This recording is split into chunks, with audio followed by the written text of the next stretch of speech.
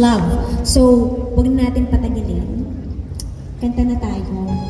G, wait lang, G. May nakalimutan ka eh. Hindi mo kami pinapakilala eh. Oo nga, no? Diba? Sa lahat ng show natin, ngayon mo palang kami papakilala eh. Nakalimutan mo. Ladies and gentlemen, on keyboard. But first, before ko po sila ipakilala, let us bring you over to the roller coaster of love.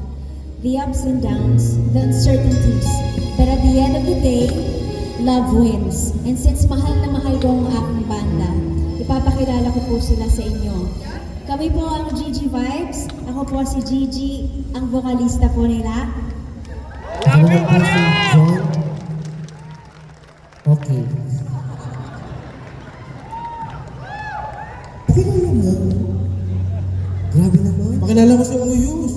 Pinapakilala ko po si Oyus, ang aming lead guitarist. Yes. Ay, At ang nasa harapan ko ngayon ay isang maligno. Isang tao. Hello, magandang gabi po. Ako po si John Romeo. Yeah. And last but not the least po, Yeah, ako po, hindi ko sila kasama. Sumasama lang ako dahil sa pera. Malaki yung kitaan daw dito eh. Kaya ako nga po pala si Jake Manalo, ang Totoy Mola ng GG Vibes. sino yun? Ano yun? Interpreter. Okay. Thank you, brother. Kami po ang GG Vibes.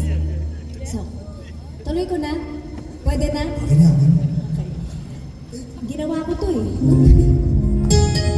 February. Nung nakaraang buwan. February is the month of love. So when I was very, very young, high school days po, madalas akong magka-crush. After 1 week or so, bigla po may bago na naman akong crush. Wow. Lantod ka din, ano? Ay, ayoko na main love eh. Crush lang pala, crush lang. Crush lang. Hanggang sa papalit-palit na ako ng crush.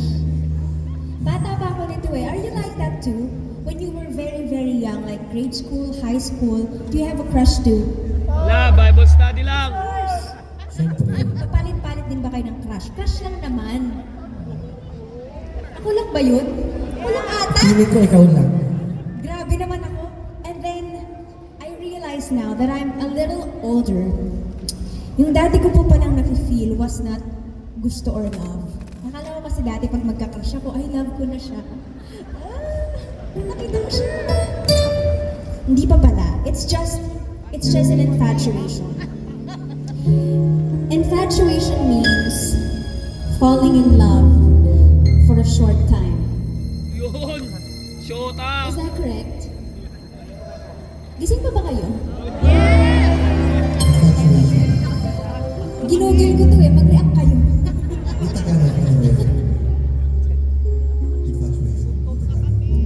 Oo nga no. Anong Tagalog na infatuation? Nanabasa ka na. Nagkaipacho. Infat... Ayos na. Ano kinain mo, John? Kumain ng margarita. Ganyan ka ngayon. Okay. It is just like